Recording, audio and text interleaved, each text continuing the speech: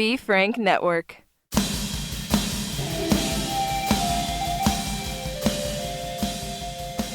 Welcome to another episode of Oh my God. Happy Never After. Can't take Sergio Chicon anywhere.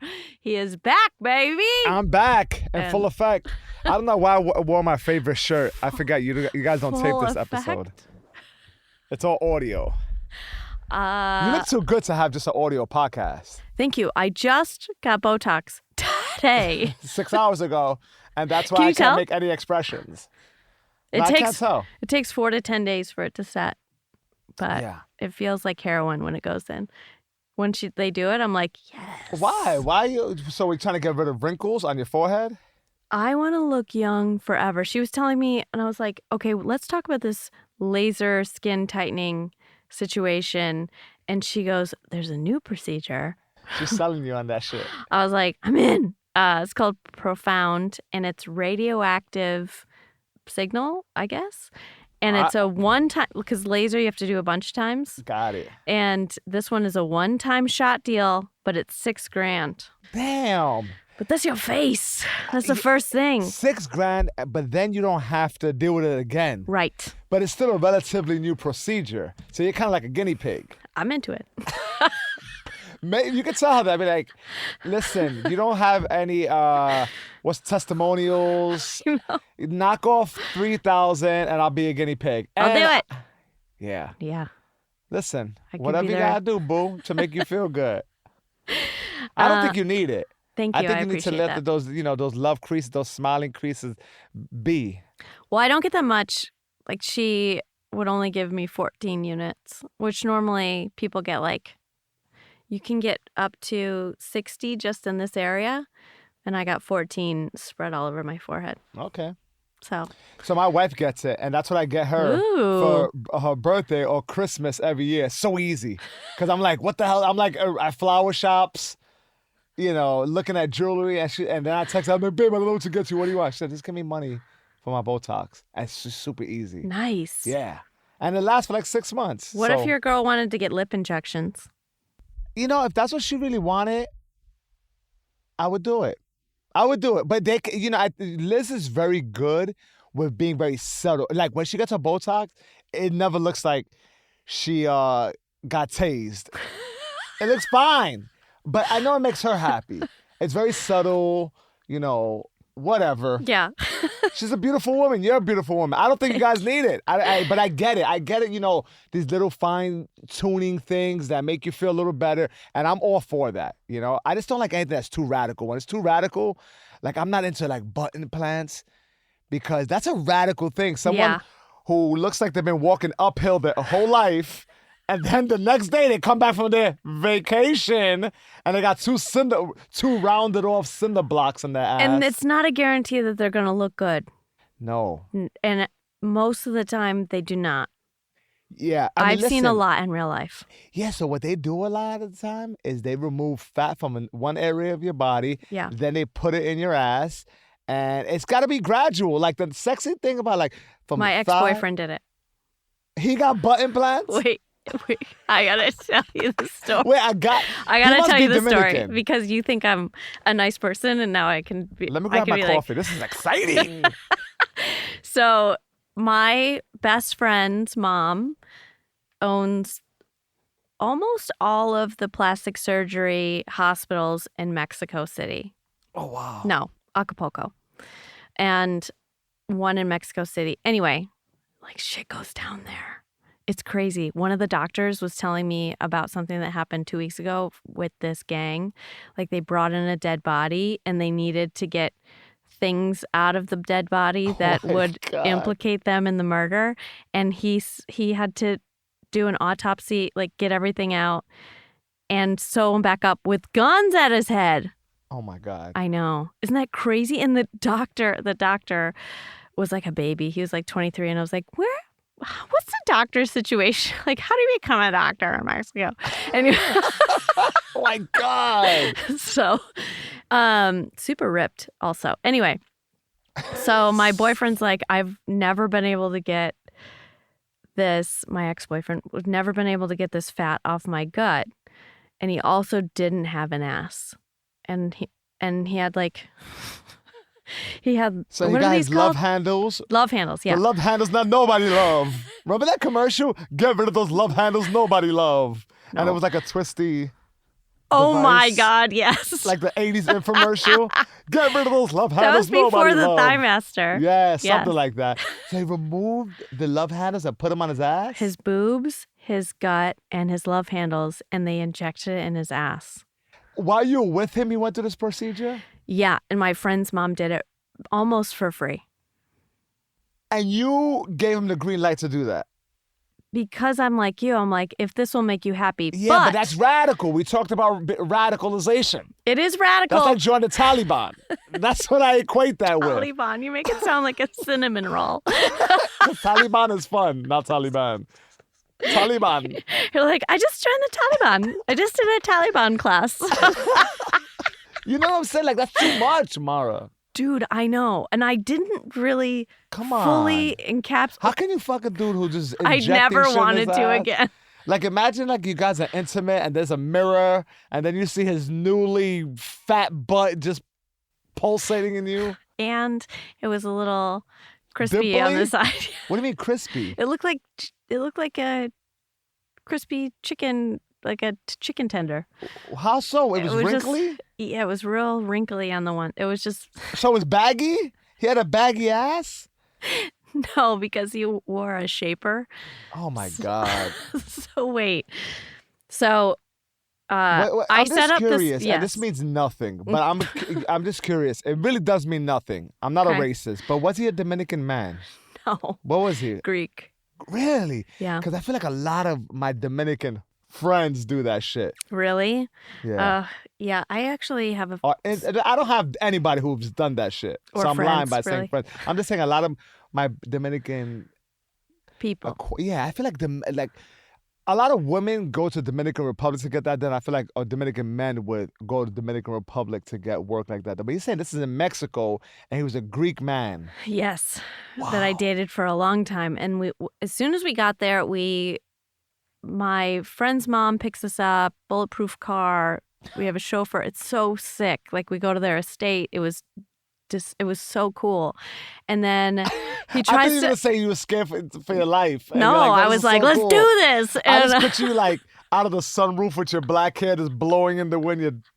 I was on my phone with my current boyfriend on the way here, and someone was standing in the bike lane, and I was riding my bike, and I go, "Yeah, no, cool. I'll just go on the fucking street, you dumbass. Get the fuck out of the bike lane." Just bike rage. And he's like, "You're gonna get shot." And I was like, "I'm not. People are scared of me."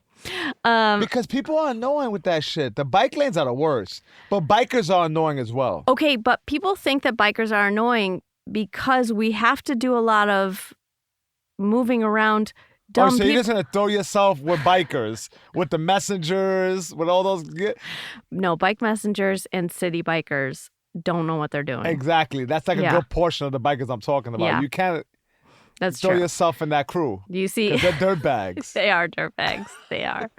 What are we talking about? Oh, so we go to Mexico. He tries to have sex with me the one night. I don't even get close because I'm in Wait, my fresh out of surgery? no, right before surgery. Oh, he was 'Cause horny before surgery. He was thinking we're going to spend the rest of this time on this vacation because we rented a hotel that we had our own little villa. I was hoping you would get really white and be like, we rented a villa. I said villa. A villa. No. With its own pool. It was great. So he was like, I want to make sure that she's happy. And I was like, I'm so not interested. We're here so you can get liposuction. Like this is, That's so weird. I'm losing interest in you by the second. But turns out, so I get him hooked up with this.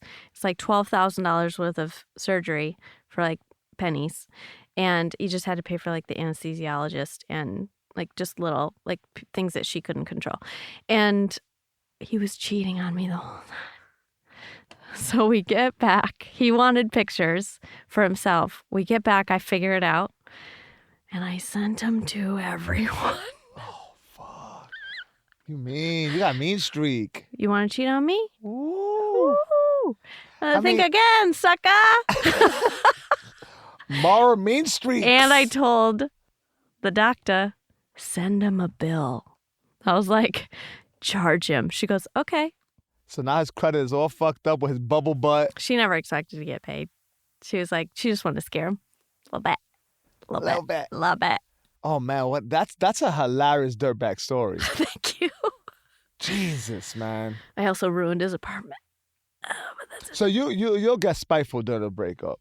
the amount of things that I did for that man, No, what's wrong with this guy? and he was such a dick. Because you're a very giving person, Yes. and I imagine that you're like that in relationship, like in intimate relationships too. Yeah. So what happens with people? Do men just get too comfortable and they're like, yeah, I'm gonna just also. I think I was just picking dirtbags. Yeah. Yeah. I'm not anymore, but I was. I finally value myself, I think. You're just like, oh, my picker was off, you know? I picked a piece of shit. How'd you find out he was cheating? Well, Because men are sloppy with it, right? super sloppy. So I asked him when we stopped at the airport and parked the car at long-term parking because he was late. And I even was like, hey, let's pre-plan a little bit because I know the last time we were also late for a flight. And so we get there and he starts yelling because I was like, did you lock the car? And it was my car. And while we were going there, I was like, I'm just going to bring a bunch of work. And then I was like, no, fuck it. I cannot work on this trip. This is going to be the trip I don't work. So I left my computer, my laptop underneath the passenger seat. He drove because he's a control freak. Didn't lock it. I asked him, I didn't hear the beep. And he goes, yeah, I fucking locked it. And then he started yelling at me. Oh, so he was verbally abusive with his J-Lo butt. Yes. And so I was like, oh, okay. And then the whole time I was like, he didn't lock it. I didn't think about it during the whole trip. We get back, my door's wide open, everything's stripped out of the car, podcast equipment, my laptop. So in the interim, while the insurance is covering that, I had to use his computer. Oh. And some shit was popping up. Yep. Don't connect your messages to your Mac if you're cheating. Yeah. Pro tip, guys. Now, was it one person or was it various? It was one. He had cheated before. I don't know why those details are necessary for me. I only saw the one. Yeah. He had cheated once before. And then the person that he went to lunch with right after we broke up was the first cheating girl. Okay. And she tagged me in the photos of their lunch together because she's vicious. Isn't that crazy? I've talked about this before. Isn't that nuts? After the fact? We had broken up. They went to lunch that day, and she tagged me in those photos. Why would she do that? Because she's a cunt. She's like a crazy... Well, they sound like people who are met for each other. Yeah, I know. I was like, you two should... That's what I said. I was like, odd. You two should be together. You are meant for one another. Isn't that nuts? Yeah. I mean, how long? This was a long time ago. Mm-hmm. It amazes me that people still cheat. Like, I have friends who are actively cheating. Not many. I have one. And I'm just amazed that they can kind of maneuver their life. Like, that requires so much of your personal energy. Like, valuable energy. Yeah. And it's a good portion of your day hiding and being a liar. And it extracts spiritual energy from you. Like, you cannot continue to live a wholesome life when you could just fucking leave the person you're with. And that sucks because you're rejecting someone. You're losing out. You got to compromise whatever you guys are sharing. That is so much easier and better than not having peace of mind.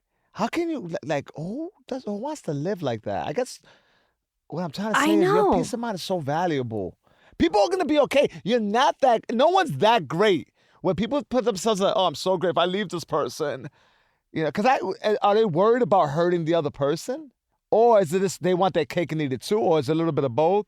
I think a lot of people think they're going to hurt the person so bad. I think a lot of men are pussies, to be honest. Right. Where they just don't want to face. They don't want to break up because they're scared of the emotions that they're going to see. That's what I think. I think most men are scared of that shit. Meanwhile, cheating, the repercussions of that are so hard to deal with and so fucking annoying to everybody gets hurt.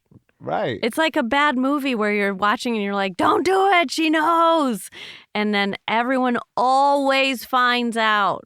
They always find out. Lies always unfold. Yo, all the dirtbag shit you do, that shit comes with a receipt. For sure. It comes with a receipt. I gotta say, comics that I've worked with that I have seen cheat, I completely lose respect for them forever. I never think a joke of theirs is funny anymore. I watch it happen. Like, I'll go on the road with them and then I'll watch it happen. I'm like, fuck, I thought you were a good guy. Damn it. Drives me nuts. But it kind of also, when you see someone cheat, it's like, oh yeah, you have no self-discipline. You're kind of a fraud. Like you attach all that shit to it. Yeah. It's not like just this fling. You attach so much more to it. When you're like, oh, you're that type of person? Like you think of them like very simple. Like, oh, really? You're just going to get the temptations got the best of you? Yo, I'm not judgmental on the podcast today. I know. But you know what? Be a better person. Males and females. I don't know a lot of women that cheat. Me neither. Personally. But supposedly there are a lot of women that cheat. Yeah. I don't know. I've never met a woman that cheated or that was open about it. Maybe because it's like really taboo and no women really talk about anything. I feel also women have to be really pushed to cheat. Generally speaking, I think men are much more reactionary to like a physical enticement. Mm-hmm. And women, it's like, oh no, my partner is ignoring me. I think he's cheating. He's emotionally unavailable. This guy's giving me attention. So I'm going to go fuck his best friend. Right. Yeah. I think it's a lot of times it's more of that. Guys be like, oh, fat ass! Oh! So primitive. And then as soon as the comics fucking drains from your brain, you like come back. You're like the Incredible Hulk. Remember when he used to get mad? You won't like me when I'm mad. Yeah, and then he gets all green. You know, that's how you are when you're horny. Right? Like your clothes rip and then you finally, get it. And then you're like Bruce Banner, like fucking ripped up clothes. Like, what did I do? Yeah. You come back to your senses like, what am I doing with a bouquet of flowers that you bought from fucking You have to the Korean deli? Do you remember like the first shitty thing that you did?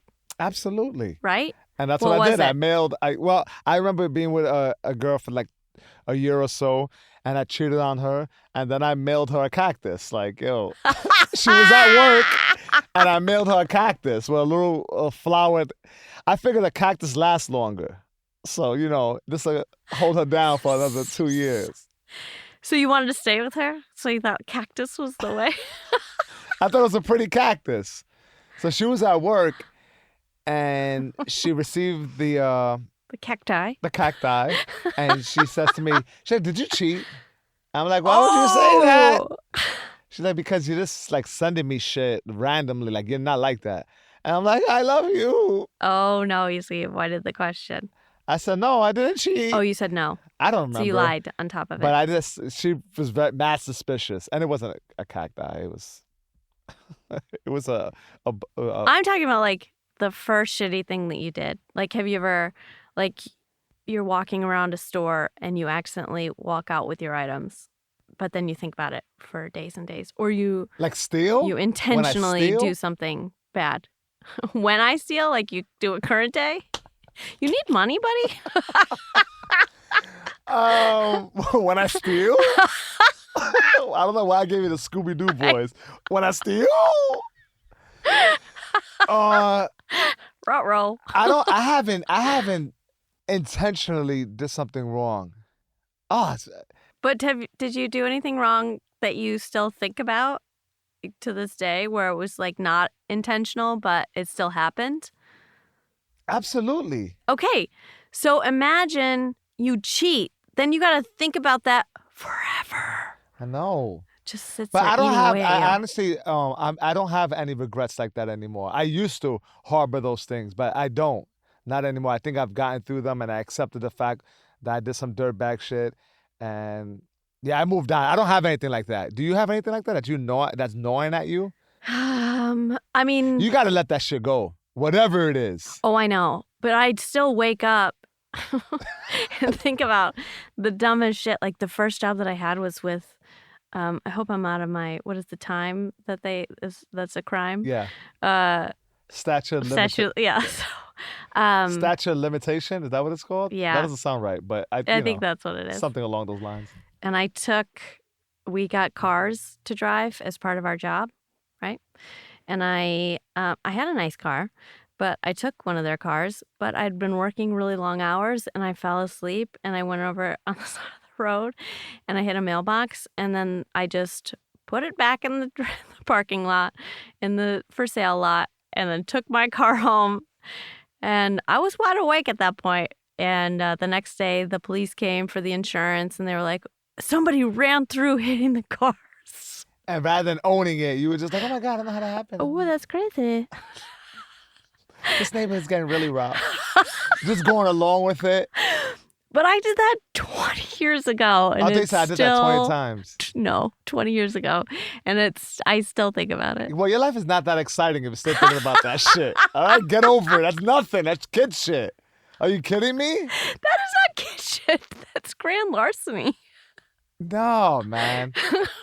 You gotta feel bad about like really like having a hardcore night of drinking. Okay, I've done that. That's a shit ton. Shitting your bed and then waking up before your partner does, putting them in the fecal matter, waking them up and go, oh my God, babe, you shat the bed. And letting them deal with that present day as if it was them that defecated on the satin sheets. I did that to Mark Normand. Wait, you shot his bed? No, I started my period after we, and I was like, oh, there's blood. Your blood's everywhere. I'm just kidding. But that's the type of shit people do. I cannot believe that. What? That's crazy. Have you done that? No. A friend told me. Are you lying? You're lying that you did it. Oh my God. So he shot the bed, and then he like diarrhea or like solid? Like a solid shit. Oh and my then God. he picks her up. He picks up her flaccid legs, so she's like knocked out from hardcore drink. He puts her in the shit, walks away, smokes a cigarette, reevaluates his plan, comes back and goes, "Oh my God, wake up!" And she's like, "What?" He's like, "You shot the bed." And she's distraught. She goes to the kitchen and she buries her head in her hand. Like, oh my God, I can't believe I did that. I have a problem with drinking. I can't believe I did that. And he smokes another cigarette, like a blue cloud of smoke blocking his face. And he's like, don't worry about it, kiddo. It happens to the best of us. Oh my God, what a dirtbag. Right. What a That's hilarious. To this day, she still believes that she shot the bed. She's probably sober now. Oh my God. I mean. And then he looks at me like this while he's telling me he's smoking the cigarette. He goes, yeah, I lied. That's what he tells me with his legs crossed like this. With his legs crossed. I lied. It makes for a great story, but there are real pieces of shit out there. Yeah. You know? Real pieces of shit. I just feel there's got to be a time where you got to fucking move on from the parking lot or whatever silly, stupid job you had. You knock down a mailbox. Ooh, bad girl. Like, it's not that big of a deal. You got to move on. Yeah, everybody needs to move on. But how do we do that when your brain doesn't shut off is the question. Disconnected. And the thing is, me and you and I both have a lot of things where we can expend that energy. We work out. We're a service to people. I don't know how we do that. Maybe meditation, disconnecting. I'm not sure. Yeah, maybe fill your time with something else. That's the thing. I'm not sure if we need any more to fill in. Maybe we need to just disconnect. Just be. Ooh, I did find this TikTok, and I love TikTok. I have to tell you. We're talking about like being one with ourselves and reconnecting with the true, self, and silence is letting go and disconnect. And you're like, yeah, so I was on TikTok. Do you realize your issues are surfacing as we have this conversation? It's this dude, and he does meditation. So every time he comes on, he's like, okay, now relax your eyebrows and relax your tongue away from the roof of your mouth and relax your jawline. And just listening to that, I'm like, oh yeah, nice. Okay. And then and you get your fix. I do. Yeah. It's nice. It is nice. How long is it? 60 seconds. You're ridiculous. Okay, listen. I've gotten a lot of things from TikTok. A lot of laughter. Okay? B, One girl said, she goes, what is up with all this 12-cent furniture on Amazon? And I was like, ooh, let me see. So I went to Amazon, typed in what I actually needed and hit price low to high. And I got a full, very nice recliner for $20. Really? $20.20. Mm-hmm. Yep. It's a very nice chair. And I was like, oh, see, this girl, awesome. Thank you. That is kind of a cool... Yeah. You learn a lot. Yeah, I mean, when I hear things like that, that makes me more excited into exploring those options. Yeah. And I mean social media platforms, because I think of TikTok and I think of 15-second videos of nurses dancing. Meanwhile, people are dying. That's what I think. It's like, really? It's like there's people dying and they're like doing the WAP. And a lot of people stitch those together. Like they'll put the nurses dancing and then it cuts to them and they're sitting in a waiting room with a mask on and it's like beeping and they're like, hello? That's hilarious. It is funny. You're like, oh, that's funny. That is the only one that I'm like a voyeur, and it's one that I help disassociate, I guess, which is not good. Disassociate. Did you read books when you were little? Yes, I'm actually reading a book right now. What is it? Williams, Redemption. He was the leader of the Crips. He started the Crips.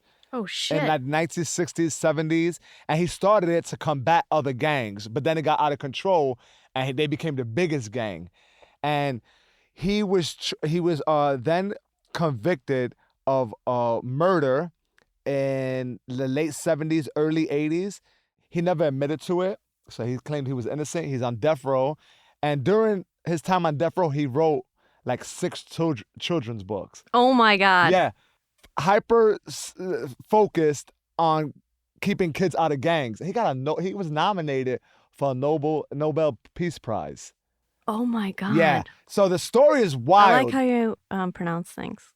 Wrong. Nobel? But it's funny. Nobel? Noble. I said Nobel. Yeah, second time. No, you know what it is? I can't hear myself with these earmuffs on. Did you? Taking them off. Are they not connected? Nobel? No, I can hear myself. Okay. I'm totally bullshitting. I said Nobel Peace Prize. You're the one that shit the bed. He was nominated. And so, the argument is the warden was like, oh, this guy's a criminal. He's just trying to get out of jail. I don't think so. I mean, these rooks, these books were written with intent to change, and people can't change. He created a gang that's still affecting society today. Yeah, it's an interesting book. Wild individual. I mean, he used to lift weights hard, and then he called it driving iron. And this guy was huge. He was like 5'8", and his arms were like 29 inches big. You would have probably liked him. Like, oh my God, Tookie. Tookie. Is he single? Tookie. So he was executed. Oh, like in 2000. He died. In like mid 2000. And Jamie Foxx played him in a short film documentary. He did? Yeah, it was like a low budget kind of Channel 9. Oh, I was like, one of those movies that came on Channel 9. He did another Death Row one, but it was like Alabama. Remember that? No Mercy? Yeah, he's in everything. Yeah. Jamie Foxx, if I'm a dude that's gonna admit a man crush, it's Jamie Foxx. That motherfucker is multi-talented. Okay. He is dope. I bartended his last album release. Album? Noble album? Whatever. Album? Which record was that? I don't know. 2016 maybe? Yes. Came out? Okay. Look at you licking his balls. So it was a private party on the top floor at Norwood. I worked at Norwood. I was booked because I don't know why I was booked for it. They hated me. And because Tiger Woods gave you the hookup. Ugh. Tiger. Fuck you, Tiger. Why didn't you hit on me? So I think I've told this story before, but who cares? He did his album release. I watched him. It was great, but I was really busy because I was only bartender. And then at the end, I thought everybody was gone. He comes back throws me a wad of cash and was like, thanks so much. I know gratuity was in there. I was like, thank you. Yeah, it was. You don't have to do this. And he's like, no, I appreciate it.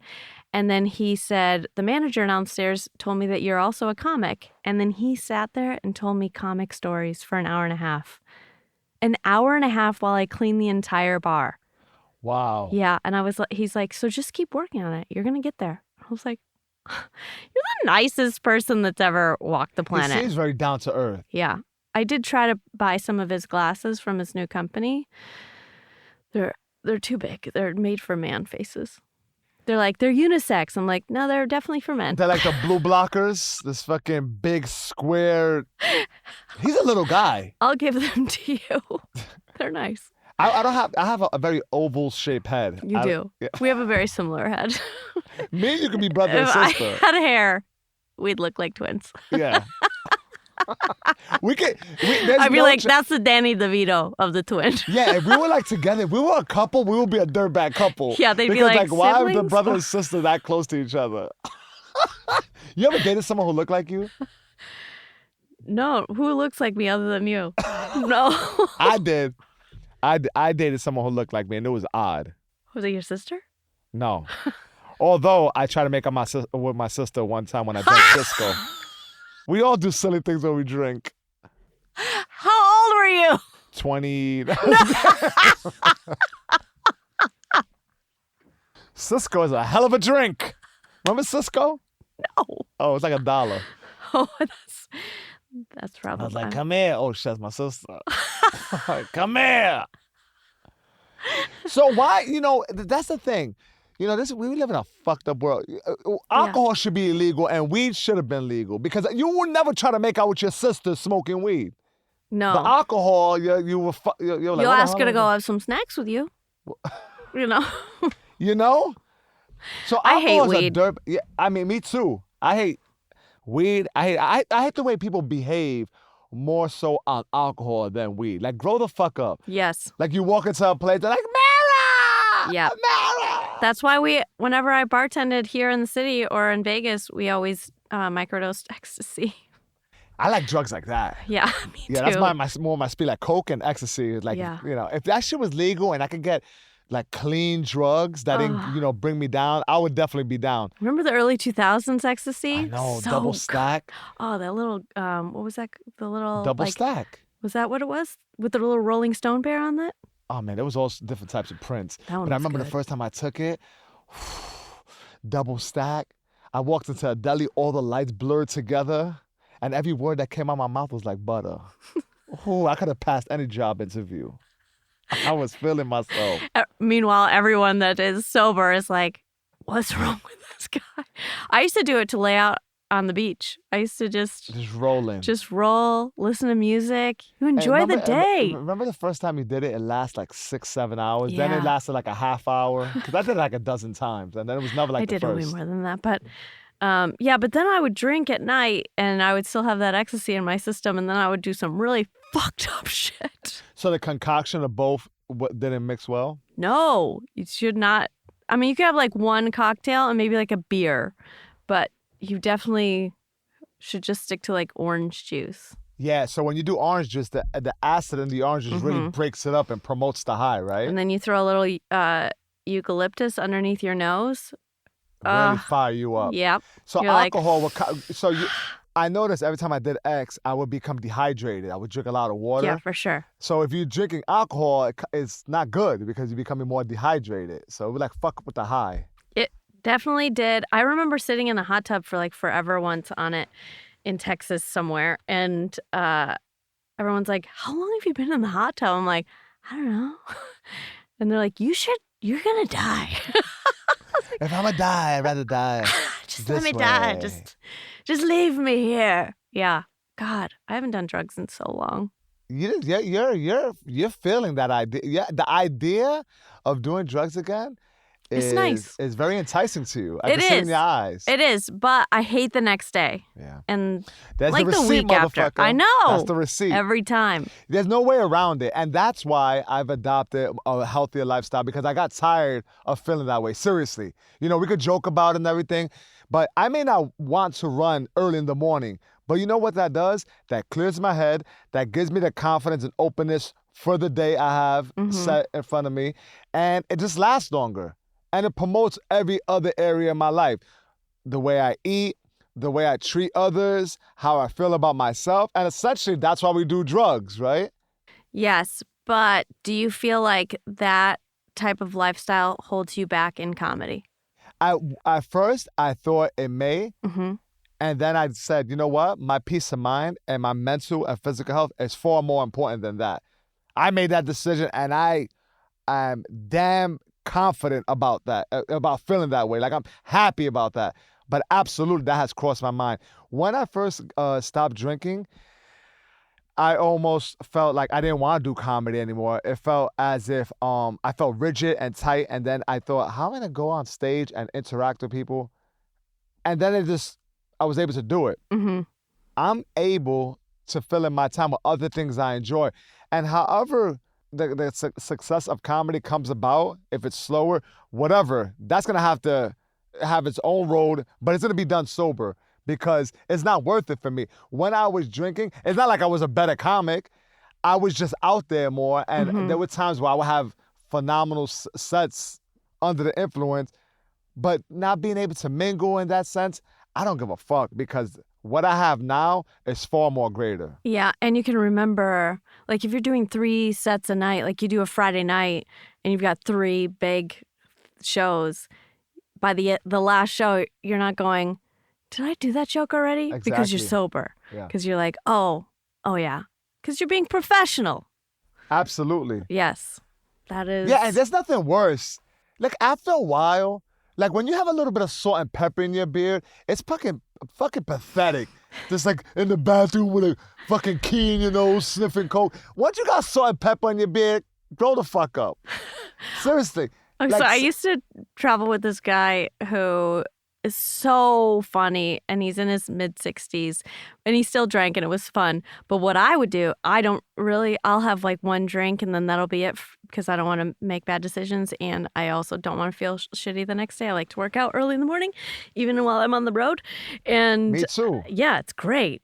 Hotel gyms, nobody's in there. No one's in there. You get a whole gym by yourself. It's so great. But what I do with him is I'd wingman him, but in a negative way. I'd pick like real ugly large girls. I mean, he's 60 years old. No, he's good looking. Oh, okay. And he pulls, like his girlfriends are hot.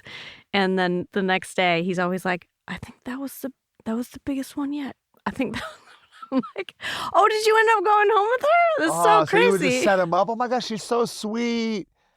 And then I would like send shots over and just get. Oh man, look at you. Who does I had that? so much fun doing it. I miss that. That's what I miss. That's hilarious. He sent me a message and he goes, "Should we hit the road again?" I was like, "Hell yes, we should. Let's do it." Yeah, when you're hitting the road and you're opening for him, Mm-hmm. I mean, it's so nice. It's so nice. I'm a little spoiled. I don't know if I ever want to I mean, I do, but I don't. I mean, headlining is a pain in the ass. You got to do 45 minutes to an hour. They still drop checks on you. The middle is so easy. There's no pressure. You still get to 20 to a half hour. Yeah. I'm super content.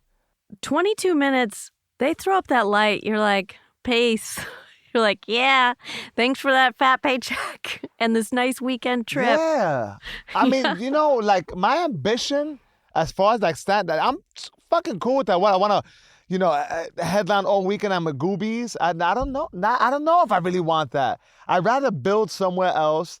But to go through that grind now is not very appealing to me anymore. At one time it was, but it's not.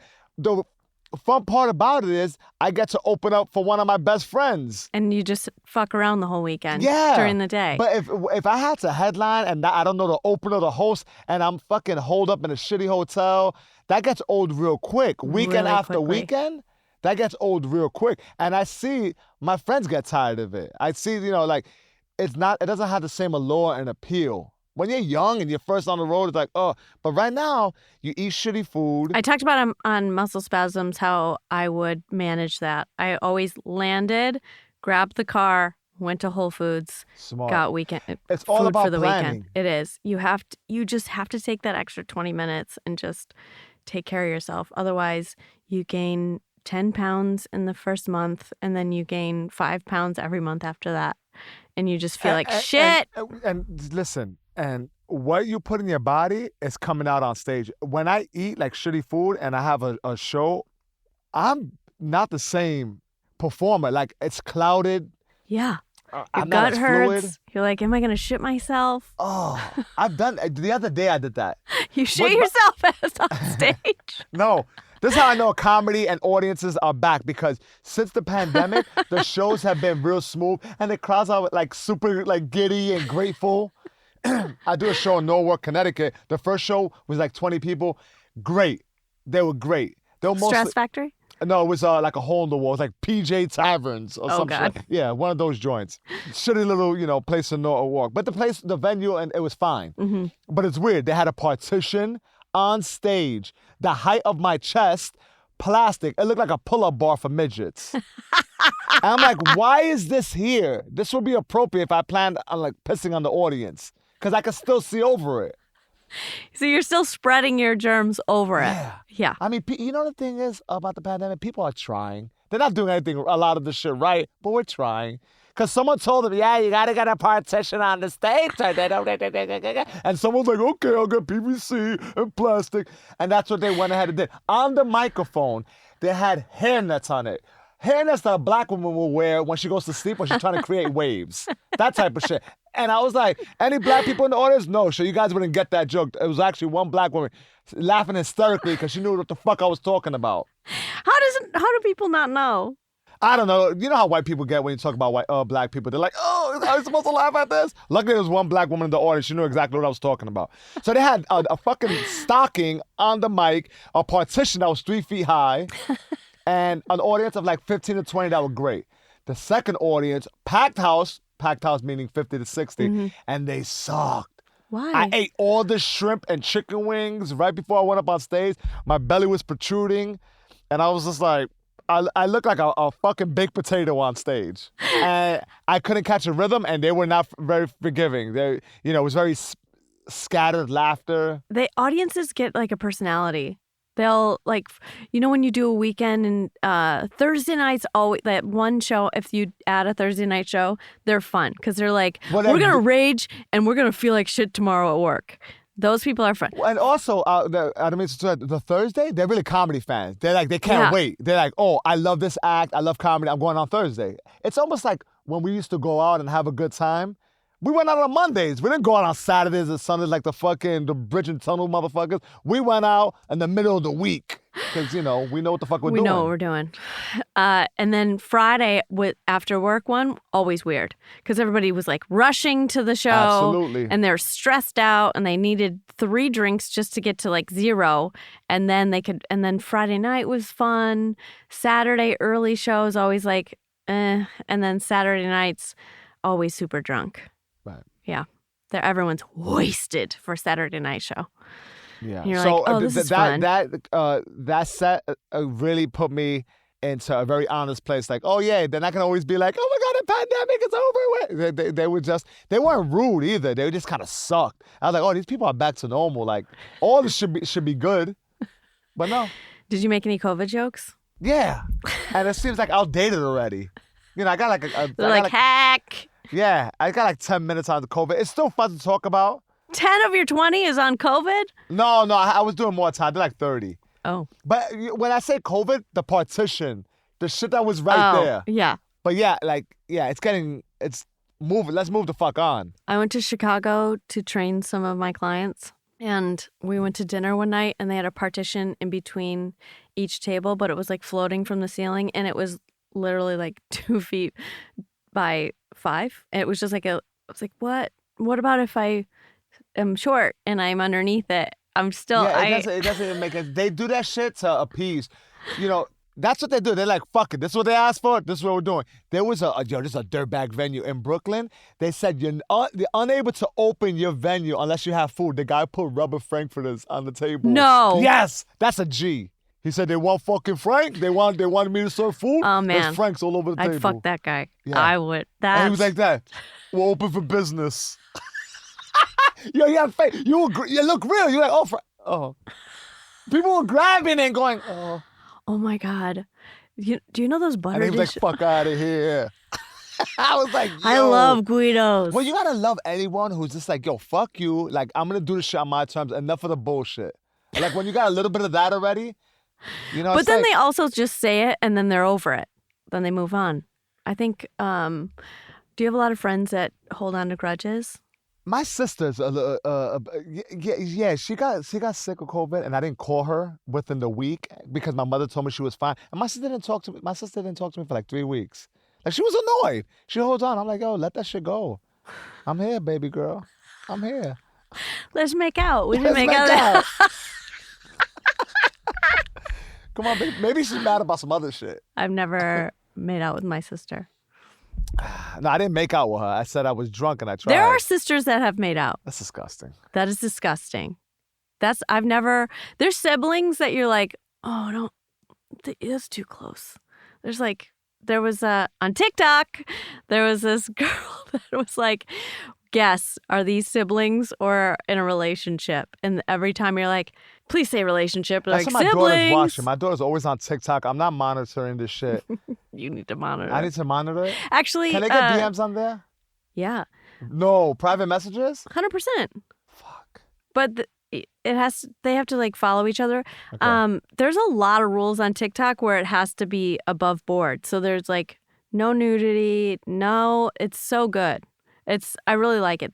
TikTok does pull down a lot of stuff. Okay. Like immediately. Because my daughter is thoroughly entertained by it. And like, I It's just so hear her funny. laughing.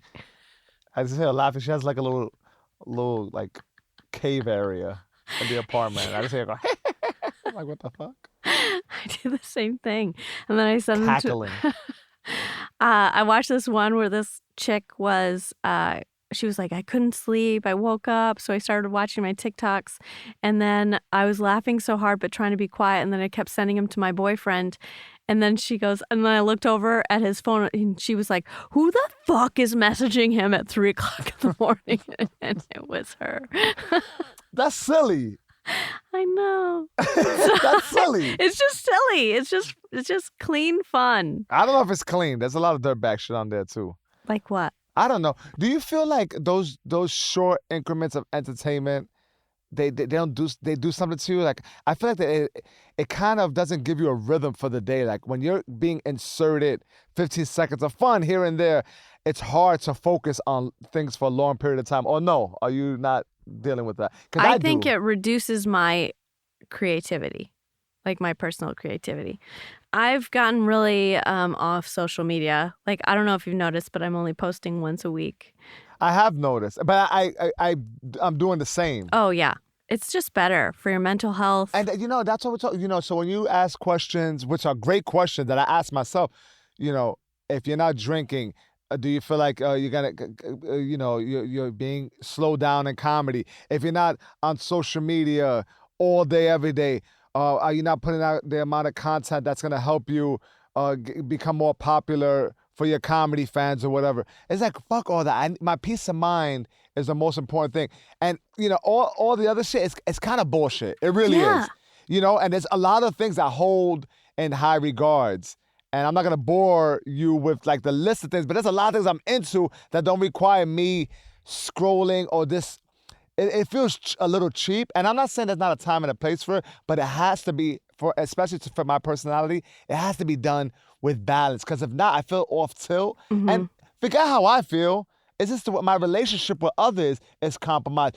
If I'm training someone, if I'm not like in tune, it feels like I'm mailing it in. If I'm like on social media all morning or something and then I see a client, I'm not really focused for that. I'd rather do some research or plan out their workout, especially if it's like 5 back-to-back. You want to go in with a plan for each one. Oh, yeah. Because then it feels like you're mailing it in. It's almost like you're doing 3 sets that night. If I'm fucking around on my phone, not looking at notes or, not listening to a set, I don't feel as prepared for my day or the job, the task at hand. Does that make sense? Yeah, I always, I feel like it's a minimum standard of expectation to program for your clients, right?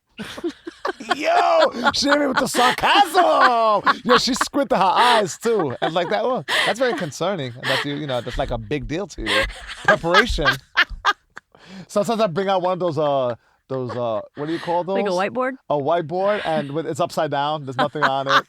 And I was like, oh, we're gonna work on the lower body, and we're gonna Push make up sure that glasses that aren't there. Yeah, Here we go. Uh, Yeah, I try to plan because I always have like 7 clients back to back. Yeah, and I had 8 today. I think I had no. 19. I had 28. No, you don't want to go into any of this shit blindly. No. I mean, it's just, they might not even notice, but I just feel much better when I have a plan, because, not everyone deserves, not everyone should get the same routine. There's dirtbag trainers out there that have the same routine for each and every one of their clients. That's dirtbag. I've seen it in the gym. That is dirt bad. Even if my clients have the same need and they're back to back, my guilt level goes up if I use the same exercise on the next one. I'm like, I can't believe I just used. Although I will say, with boxing, there might be a certain move that maybe a drill I want to instill. Yeah. Right? So in that regard, I might say today is a defensive drill that I'm gonna do with my clients. But as far as like the actual exercises, it's never the same. I always got to switch it up, because if it's the same thing for each one, I'm not gonna be present for 2 hours straight. I'm gonna be, and you should be in tune, see what's going on. Yeah. People have a lot of shit going on. That type of mentality is... There's a lot of people like that. That's what separates a motherfucker like you and me, and that's why we do well, because people feel that. People, the people you're training feel that. And no one's like, you're like checked out, and you're like, oh, with question marks above your head on a broken light bulb. I mean, most of my clients I've had for 7-8 years, it's just, if you're a shitty trainer, they will leave you. Every single one of my clients is like, I've always gotten rid of a trainer after a year. I'm like, well, you're stuck with me forever. So that's, I think that is something that separates us. And I think other people can do it. I think maybe people are scared to be better as people, or they're okay with like a certain level of life. Yeah, I'm not sure what it is. I think it's laziness. It's laziness, and you're right. It is a certain level. They hit a wall, and they're like, this is good. Yeah, this is complacent. I'm complacent and whatever. I've never been one of those people that can show up to work and do the bare minimum. I've really watched the people that can do it, and I'm like, how do you do that? How can you just show up and do very little? Teach me your ways. I mean, it's just much more exciting when you do the research and explore a little more. Yeah. It's just, it makes it much more colorful. And you should want that. To always be growing? Absolutely. Yeah. But there's people who are just like, oh, I'm bored. How are you bored with this? There's so much to it. Yeah, I think we picked 2 careers that we do simultaneously that have no end, that have no, like, you're done. Comedy, you can always work on jokes. Fitness, there's always new research. So there's nothing, this was good for us. Yeah, no, I agree. At times, I do feel as if it does feel like there's no end to it, but I got to create my own end. Like, whether that be a break, because I feel like I could burn out. Like, I'm very spurty. Does that make sense? Spurty. Yeah. So yeah. I'll drive right now, and then by 8 p.m. tonight, I'm like if I had a show tonight after doing a podcast, I'll probably be shit if I didn't take a nap. I need like a nap. I'm at an age where I need a fucking nap. You are so old. That's old man shit, right? I run out of gas is what I'm trying to tell you. You run out of gas? Like, you ever, if you have a full day, then you got a show at night, you don't run out of gas? For sure, 100%. But I fake it. Yeah, I mean, and I don't know how to say no to a lot. I do say no, but there's times, I'll do this show at the Juke Bar, and I'm like, what the fuck? Why am I going to a dive bar at 11 o'clock on a Tuesday night? Yeah, when you have a 6 a.m. client. Yeah, so I don't do that shit anymore. I don't either. Yeah, I gotta say no. And I didn't fill out all my avails for the last month. They were like, oh, send us your May avails. And I was like, nah, not yet. I'm not there yet. Just chill. I'm in a good place mentally. I'm good. I don't need to deal with all this And bullshit. it really is the most important thing. Yeah. I want to feel consistently good throughout. I don't want to feel, it's okay to feel overwhelmed. I mean, right? You might take a little too much on your plate, but I want to consistently feel good, strong, aware, and be able to spread myself accordingly with things that matter. My family, the work that I'm really into, but not feel like, ugh. I was with the clients in Chicago, and honestly, I was very inspired by them because one of my clients who I adore, he's so fun, and I can just roast him at all times. It's the best. Like I'm like, okay, welcome to weak ass shoulder workout 1,800,000. Like I can bust his balls. It's so fun. That's fun. It's so fun, and he's very successful in his day job, but he's also sold movie scripts like that I had no idea, and I found out when I was there, and I was like, huh. But then when I was like, you inspired me to finish my scripts because I'm like, if you can do it, I can fucking sell it. If you can, no. Sitting on him like that. Yeah, you can do it. And then he was like, I know, but they didn't go to film. I go, do you know how many people have sold a movie script? So, the percentage of the population that even sits down to write it is so small. Then you have to set up a whole pitch. Then you have to, do everything. The process to get down, it's like being an NBA All-Star. It's like so tiny, such a tiny percentage. Don't shit on yourself because all you did was sell the script and it didn't go to film. Because that's easy to do, right? It's easy to fucking shoot yourself down. Yes, that's what he was doing. And I was like, what are you talking about? You're so if I sold my script, I'd be like, oh my God, yes. Thank God. What creatively outside of stand-up, what kind of work would you want to put out? Is like what inspires you? Would it be like a drama, or would it be like a comedy, or would it be a little bit of both, or you haven't really decided? I have one sitcom comedy idea that I need to flush out, and then I have a thriller movie. Oh, okay. I know.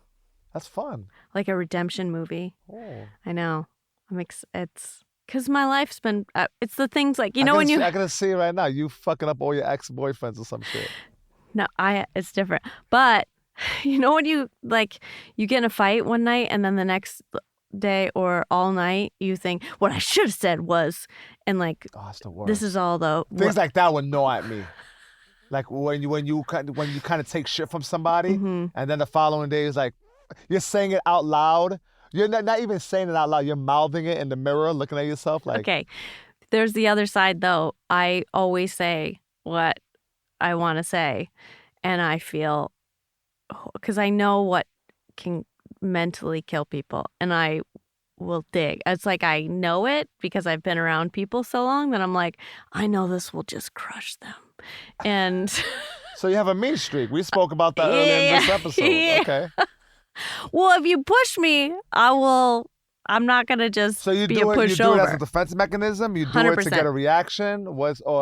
No. One time, I was at Christina Hutchinson's birthday party, and this chick who looked Midwest with her Midwest friends. We were at a bar. We had a table. Now, the Midwest could be a cool-ass Chicago. Listen, I'm from Midwest, okay?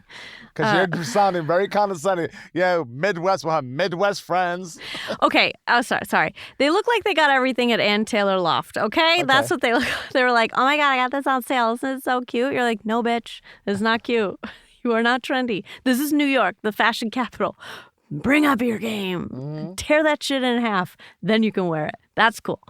So they were, and the only reason and they had like feathery bangs. Like it was a lot. Like it was very Idaho. I'm sorry if Idaho listeners, you can write me and I'll give you some fashion tips. What's a feather bang? When they remember Farrah Fawcett?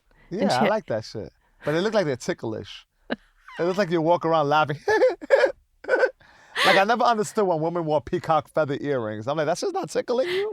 Yeah, it does, honestly. Yeah, and sometimes you'll, catch it in your reflection, and you're like, what the fuck? Yeah. And you're like, oh, it's my earring. Up on you. So we were sitting at this table, and the one girl, New York clubs are small.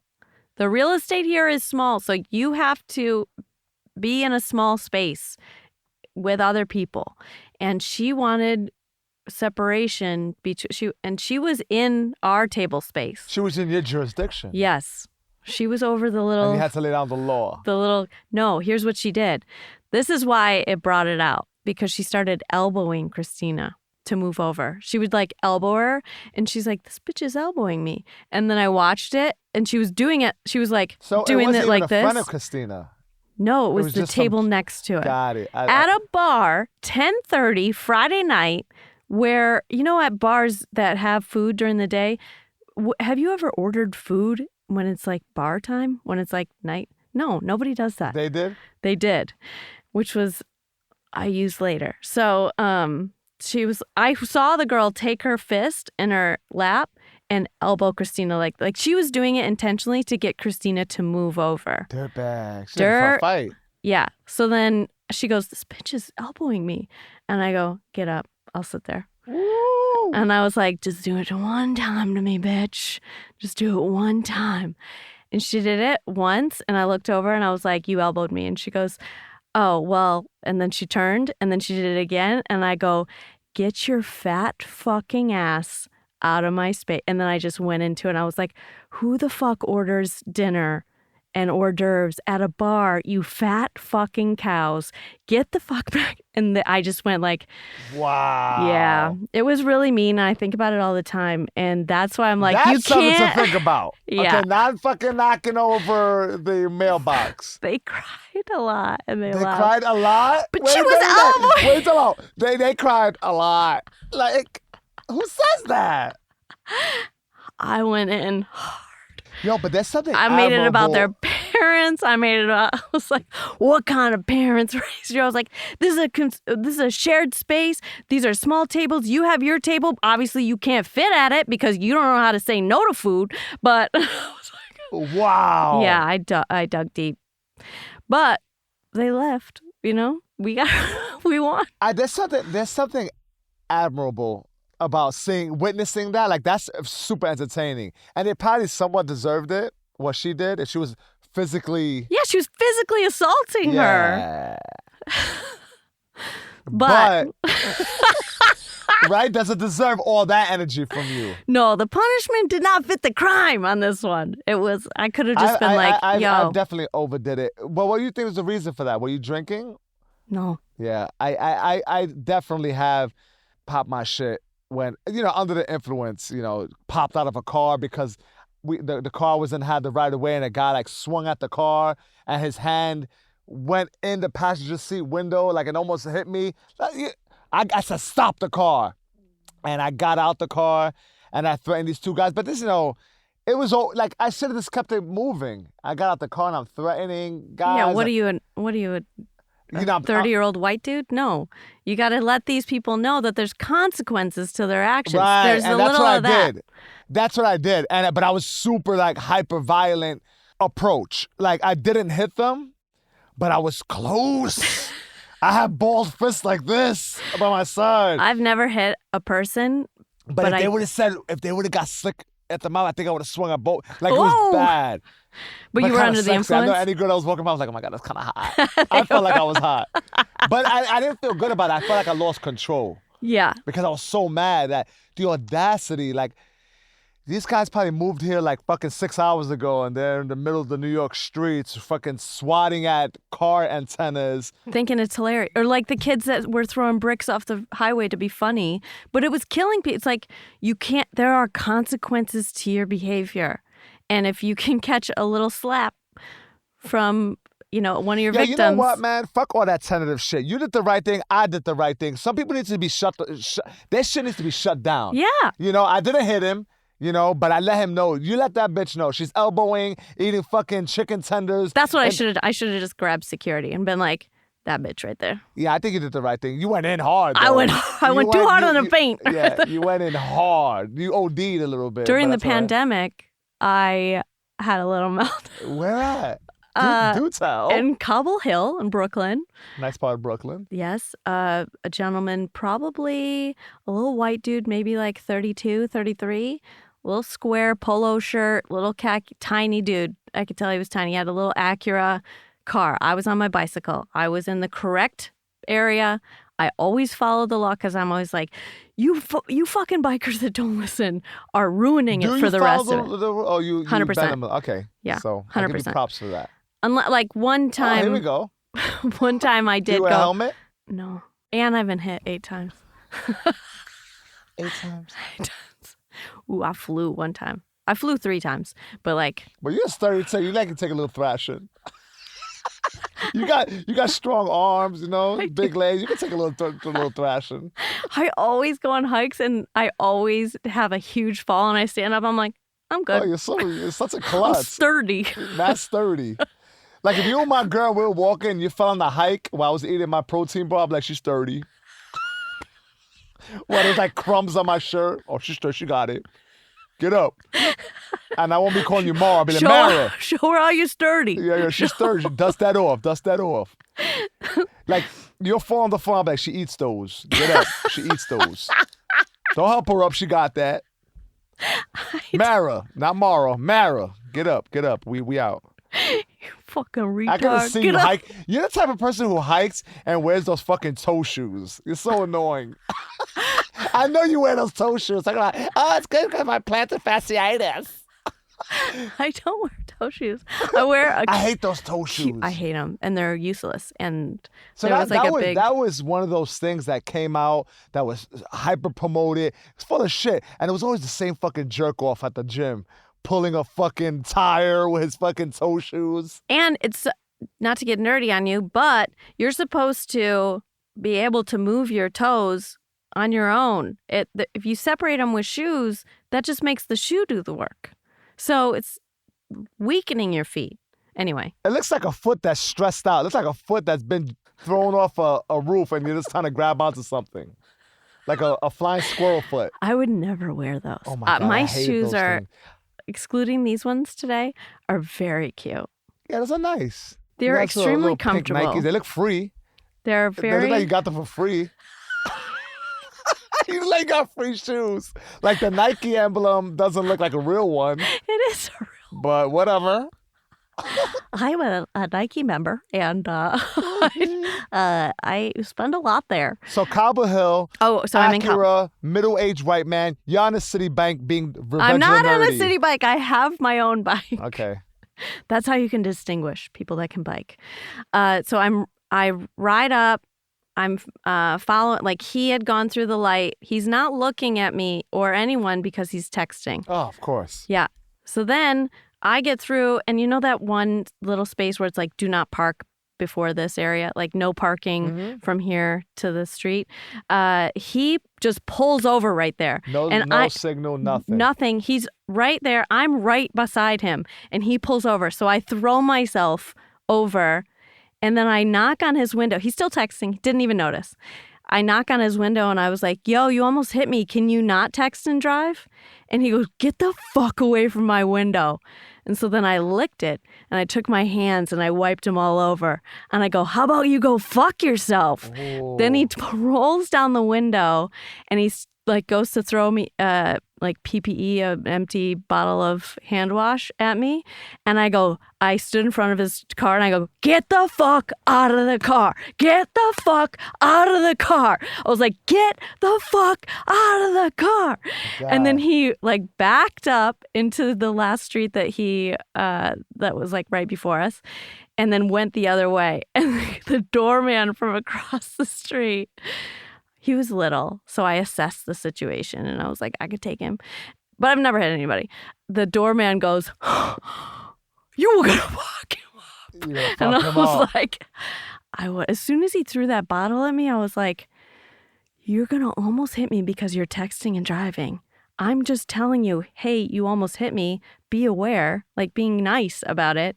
And you went, and then I was like, I'm done. I was like, wild. Yeah, I mean, when people are just so inconsiderate and they're fucking wrong, it is beyond like anything I could comprehend. Yeah, I feel like we've lost common sense in this country. You know what? Is that you? Oh my God. Did we pick up the mic? Do you need a snack? I have snacks. Starving. That's the second time that happens on the show. That is the 4th time it's happened. Yeah. I'm starving here. Imagine a growing McDonald's boy. commercial when the girl's stomach growls. Embarrassing moments. I wish I could have disappeared. How can I been? Anyway, Your stomach growling is not an embarrassing moment. it is because I'm just a little girl who doesn't eat. Oh my God. My boyfriend texts me what he weighed, and he's like, man, I need to lose 15 pounds. How much does you weigh? 190. And I was like, maybe get taller? So how tall is he? 5'8". Yeah, he needs to lose some weight. He is. Muscular? Yeah, Well, extremely. Yeah, so then he's fine then. Yeah, he probably 5 pounds, and he'd be It's hard. what I would take a picture with, you know? Yeah. It's hard to lose weight when you get old. I mean, I'm probably older than him, but No, I don't think so. so it's hard. I know. So after the age of 35, it's just very, very stubborn. And I feel great, but I'm just like, oh yeah, I definitely went up, and it's harder to lose. You know what I do that works? You gotta starve yourself. Yeah, that's what I do. And I call it intermittent fasting, but what I'm really doing is depriving Starving myself. yourself. Walking around with bad breath all day long. Like, I'm fine. I feel great. Yeah, that's the one thing you can't have it all. There's the receipt for having a fly body. You got bad breath because you're not eating. There's nothing worse than hungry breath. I told you last time that I was on fertility pills, right? Like hormones and everything. Yeah, yes. Yeah. So it's been fucking with me because when I'm going to be an uncle? I don't know. I'm in okay, so there's this thing called 2-week got wait. I don't know. Try in vitro. You got that Skrilla? Yeah. I'm trying to run a network here. Yo, put them shits in the freezer. He's Puerto Rican. I should have been pregnant 2 years ago. Are you trying to get pregnant? Yeah. Okay. Yeah. That's why I got Botox today, because just in case. For what? So you can take pregnancy pictures with no wrinkles on your forehead? No expression at all. I'm She look- I'm she so looks happy for indifferent. this audition She looks to my very life. indifferent about the exciting news. And I was like, oh, I really want to get lip injections. But can you imagine being pregnant and getting lip injections? Your lips would be Let me so see big. your lips. They're fine. I know. They are fine. They are. But when you get old, like when I smile, I look like Fire Marshal Bill. But that's part of you. You can't eliminate that. Like, listen, in contrast to your boyfriend, I'm sure it's fine. If me and you were together, we both have the same shit. So it would be weird. Like, if we made out, our teeth would clank. Our gums like, would hit first. Our gums A would little hit. gum right there in between. And if we were like, all, in Coney Island holding hands and being extra gay and happy, like, oh my God, look at that brother and sister way too close to each other. Look at Arkansas we got just the same got here. gum teeth thing action. But that's fine if you're the only one in the relationship with that. So leave it alone. Love yourself. Yeah, he has beautiful teeth. Yeah. I know. So cut it out. Well, he was like, you could not get lip injections. Yeah, and because you then, can walk around like this. I know. I would love it. I feel like people with big, like, fake lips like that are horny. I'm like, well, you want me to look at your lips? So I definitely should get them.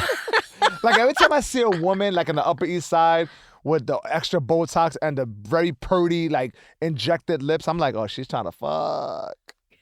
Oh my God. So the clients in Chicago, I love them so much, but they have a lot of beautiful landscaping everywhere. And there was this tree that smelled like cum, like old sex. And Why does cum smell like Clorox? It does Bleach. not smell cool. It smells like bleach. Yours smells like bleach? No. It smells like balls and old cardboard. That's what it smells like. It smells like bleach, like pool. What are you talking about? No. What kind of pool do you have? No, it smells. It doesn't smell bad. We're going to do a smell test. Ugh. I'm going to put little petri dishes of cum in front of you and bleach, and you're going to tell me that they smell the same. So we ovulated before we got there. And I say we because he's part of it. Because I call him all the time. Modern age. I talk. cry a lot, okay? He has to deal with a lot of emotions. I'll call him and I'll be like, and he's like, oh my God, go to sleep. It's making me nutty. Yeah. So we had sex, but it was like 2 days before we were there. Like we had sex again before, like on the way, but so no, it was the day before we had sex. And then we're hanging out, and the second day that we're there, I was like, is that me? Is there cum dripping out of me now? And and everyone can smell it. But it was really this tree, and I couldn't figure it out for 2 days.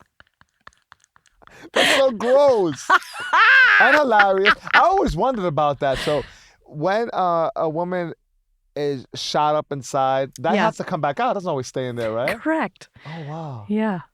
It doesn't So stay I in heard at all. of a disgusting story of someone having anal sex, and they were at Mandy's. Remember Mandy's, the department store? Yeah. And they farted, and then it was a cum fart.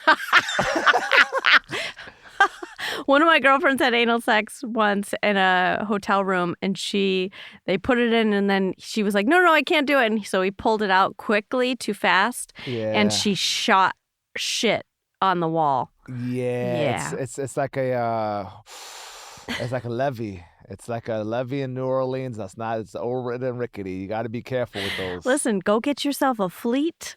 What are those called? Enema? Go get yourself an enema before make sure you're drinking champagne so you can use the cork. Oh! You then plug it right back in.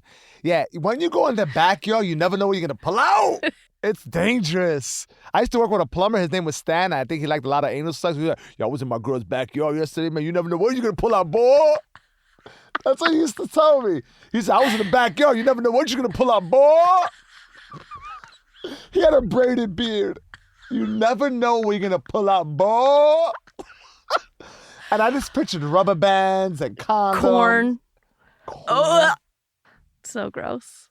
Yeah. I mean, I've never really been into anal sex, but although there have been quite a few times I went to Dallas BBQ and had one of those Hennessy bowl drinks, and that shit will inspire you and your white girlfriend to do some naughty things. And I went in the backyard, she's like, "Rrr!" And I was like, why do you sound like a man?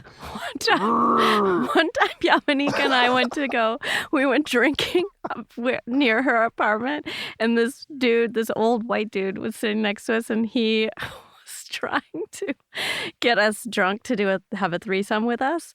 And I have been a bartender my whole life, so I was like... You know when people are trying to bait it, right? Yeah. So I go, do this, Yamanika. So he went to the bathroom, and I go, here's what we're going to do. I was like, accept the drinks because he won't leave us alone. I was like, but you make a big noise, huge noise, a lot of commotion when you're going to go to cheers. Then you throw it underneath, and you hit it back, because then they're distracted because they're like, cheers. So it's almost like when you're about to fart and you cough real loud. Yeah. Yes. Oh my God, so funny. Yes. But you can't have that smell. From the backyard, boy. So Yamanika didn't get it. She made the loud noise, but still took all the shots. I'm stone sober. She was the drunkest I've ever seen her in my life. It was so funny. And I was like, you're supposed to throw out the shot. I should just fucking putting them away. And she was like, it was Hennessy. And she's like, I'll go home with them. And I was like, no, you won't. Thank God I'm sober. So what made you feel like, why wasn't he just being a good host? Why was he trying to have a threesome? Because he said, I'm trying to fuck both of y'all? When there is non-sexual touching, immediately, like he was reaching out, trying to touch, like my hand was here, and I immediately was like, no, not allowed, do not touch me. I don't like to be touched. And then he was talking about sex immediately. So I was like, oh. And he just had that creep vibe. Right. He was not. I was like, do you know what kind of game I pull, buddy? You ain't it. Okay. You ain't it. Unless you got $1 billion. You ain't it. You ain't it. You are 2 weeks away from having a braided beard, all right? How old was he? Old, in his 70s. I mean, you got to give it. That's a guy that's pulling the trigger. 70 years old. And, you guys, trying to fuck you and Yamanika, you got to know, these are like the two of the biggest personalities. Like, that's not an easy... Imagine. You and Yamanika are like two of the biggest personalities I know. That's a lot. I feel overwhelmed just thinking about it. Like a threesome with two, yes women is stressful enough. Like, oh yeah, but like two strong personalities like that, like he was confident. You got to give it to him. I know. And we are opposite, and she's so fun and just a lot louder than I am, and I'm quiet, but also like real strong in my silence, and so he really went in for it. He went in for it. And he knew what he wanted: black, white, two strong personalities. One loud, one a little more subtle. But he did ruin the night because I was like, can you leave me? Can you leave us? We're just trying to sit over here and have a good time. And he's probably been doing that his whole life, just hovering around women, hovering. Men are annoying. Annoying. Right? I remember buying a drink for a girl, and I just had like a sweater vest on, and I'm hanging out with her all night long. Like she came out the bathroom, was like, hey, closed mouth smile. Hey, still here. Oh, no. Mad annoying. With a fucking, like a Beatles haircut. You know when the Beatles combed it down real straight across? Oh, no. I was so gross. Like that. Hey, what are you doing? Hey, you want to know what you I thought? wouldn't have been friends with you then. That wasn't that bad, but I definitely hovered around like, And she just was buy like, the fucking drink, keep it moving. Yeah. Why am I still hanging out with this girl? if she wants to be with you, she'll make it known. Yeah, she's probably rolling her eyes while she's down to her friends. Oh my God. One time I went with Kyle Grooms to a Dominican party, and it was like a show thing. And it was really busy, and he didn't want me to get groped by all the dudes. But as soon as we walked in, I was like, they're all so good looking. And I kept trying to shake his hand loose. I was like, Kyle, I know you're trying to keep me safe, but let it go. I want to get some of this. Yeah. That's funny. Yeah, he wanted to be Mr. Protect the older brother. Meanwhile, I just want to be fondled over here. I just want to get fucked, okay? I'm trying to get molested over here. And you're fucking in my groove. I took my pants off when I walked in. Just walking around with your pants over your shoulder. Hey. Man, I'm a different person now. Mm-hmm. Now I'm like, nobody talked to me. So you're trying to get pregnant. That's a whole different thing. And that's stressful, too. Yes. So my Liz, my wife's daughter, was trying to get pregnant. She's finally pregnant, but it took a long time. And she did the in vitro thing. Oh, she did? Yeah. So I didn't realize how much goes into that. Yeah. So you could there's different packages. There's like a regular basic package where you get the sperm. Mm-hmm. You know he's college educated. You know how old he was. Yeah. But you don't get a picture. So we're like, you should get the picture. How much more is that? Like $5,000 more to get the fucking picture. That's the premium package. She gets the picture of this guy. He's just like Drake with Down syndrome. So she fucking left that shit in the freezer. Got another one. Shallow. That's funny, right? That is hilarious. Yeah. And then she got another one, and she's pregnant now. So does that make me? Am I gonna be a step grandpapa? Yes, you are. Yeah. Oh my God. I'm gonna be a step grandpapa. I mean, her father's still very much involved. Like I really have no business. But you're still gonna be a grandpa. I am married to her mother. My wife is so excited about it. It's very cute. It's cute. That is cute. Yeah, so I'm old as fuck though. How old are you? 40. No, you'll be fine. You're healthy. You when you become a mother, it's gonna be perfect. Liz had Charlie late in her well into her 30s. You'll be fine. I mean, what in her 40s? You'll be fine. We're wrapping up. Oh yeah, you need to go. Oh, I'm sorry. Hot Steve has to go grab his daughter. Okay. Shit. Speaking of kids. So let's have you back on. Yeah, I'll see what I can do. I pretty much I know your schedule, so I know you're available. I know you're readily available. I think we booked this 10 minutes ago, actually. Thank God we're getting off here. I gotta eat and take a shit at the same time. Does that make sense? Like I'm hungry, but I gotta take a shit. Tell us your social media. DBS Podcast. Thank you. And Sergio Chicon. I appreciate you guys. Love you. Yeah, and let's get him popular so he can headline and have all that pressure. So I can be doing Magoobies in the middle of the week. Big Tuesday night special. So I can do Hump the 5 Day p.m. with show. Sergio. Hump Day. Get here at 4:30 or it'll be over. Yeah, and you can find our podcast at H&A Pod, and you can find me directly at Mara Merrick. Love you guys.